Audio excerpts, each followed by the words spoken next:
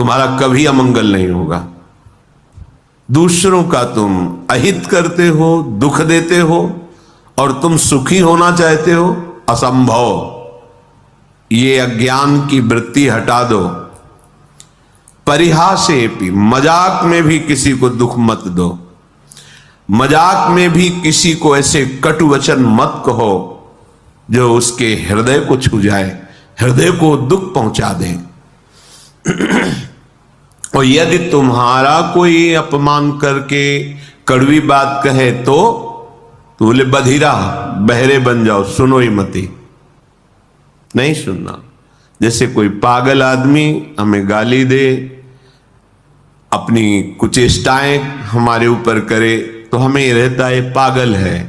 ऐसे ही त्रिगुणात्मिका माया के द्वारा जिनके ज्ञान का अपहरण कर लिया गया है, सतमार्ग के पथिक की वो अवहेलना करें, निंदा करें, दोष दृष्टि करके, दोष निकाल करके उनको प्रकाशित करें, वर्णन करें, कोई फर्क नहीं पड़ना चाहिए, क्योंकि वो बेचारे पागल हैं।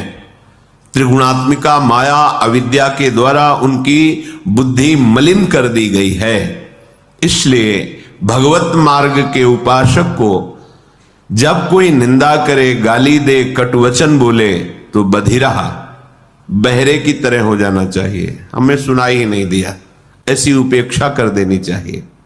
पर हमारे द्वारा परिहासे प्यन्या अप्रिय कथन, हंसी मजाक में भी किसी का अप्रिय वाणी से अपमान नहीं करना, किसी की चुगली नहीं करना, किसी की निंदा नहीं करना। हमारी कोई करे तो बहरा बन जाना, सुनना ही नहीं।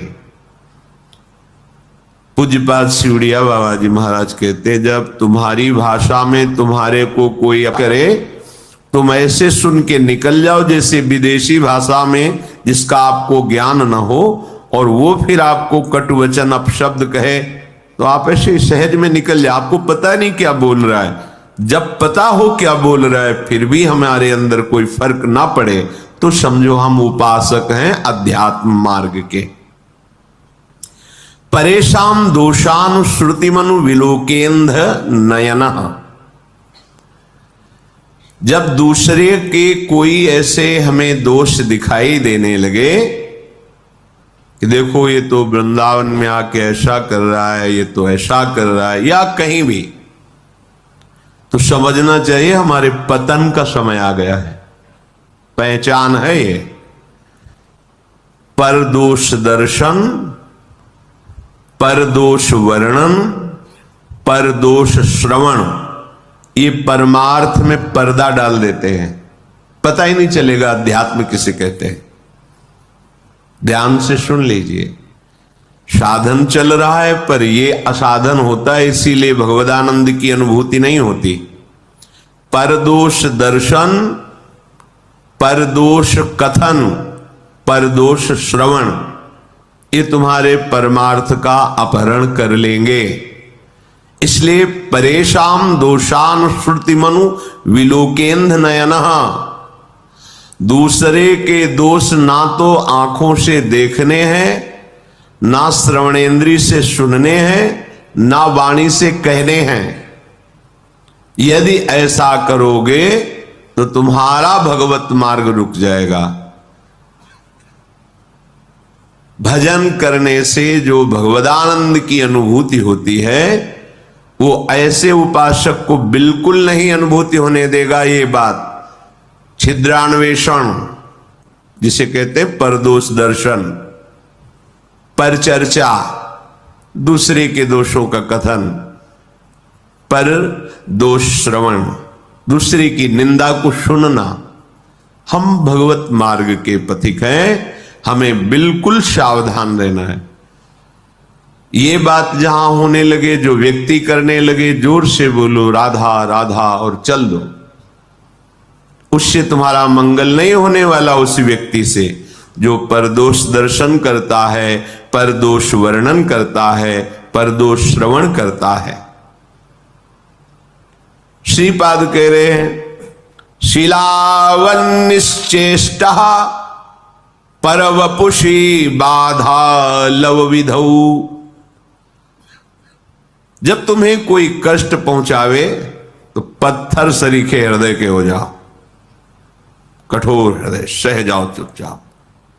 जैसे पत्थर में चोट पहुंचावे तो कोई फर्क नहीं पड़ता, ऐसे ही तुम्हारे ऊपर कोई फर्क नहीं पड़ना चाहिए। ये भगवत प्राप्ति के लिए सहनशीलता अनिवार्य है।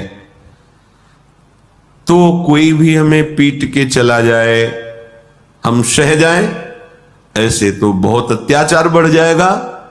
नहीं, ऐसे तो कोई हमें पीट के ही चला जाएगा, नहीं।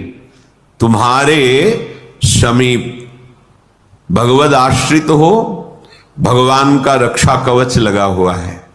करो सदा तिनके रखवारी, जिम बालक राखे महतारी। आपको पुष्ट करने के लिए, परमार्थ का सूरवीर योद्धा बनाने के लिए भगवान थोड़ी छूट दे दें, भले किसी को अपमानित करो इसे। देखो कैसा लगता है इसको। अपमानित किया, बहुत दुखी हुआ, रो दिया प्रभु से, फिर प्रभु किसी न किसी रूप में शास्त्र, संत जन, गुरुजनों से समझाएंगे ये तुम्हारी स्थिति ठीक नहीं है, सहना सीखो। जब ये द्वंद्वों को सह जाओगे तब महाप्रेम को सहने की सामर्थ्य आएगी। तुम द्वंद्वों में विचलित हो रहे हो, कोई अपमानित कर दिया, गाली दे दिया, तुम रो पड़े, फिर महाप्रेम को कैसे सहोगे? वो प्रभु तुम्हें समर्थ बनाने के लिए भले किसी को प्रेरणा कर दे, अन्यथा कोई ऐसा पैदा नहीं हुआ कि भक्त का बाल बांका कर सके। वो हाथ उसी समय नष्ट हो जाएगा जिस समय भगवान के जन की तरफ वो अन्य भाव से हाथ उठाएगा।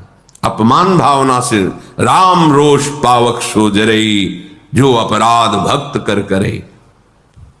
हमें चाहिए सहनशीलता। अगर कोई हमें कटुवचन कह रहा है, कोई पीड़ा पहुंचा रहा है, चुपचाप सह जाओ।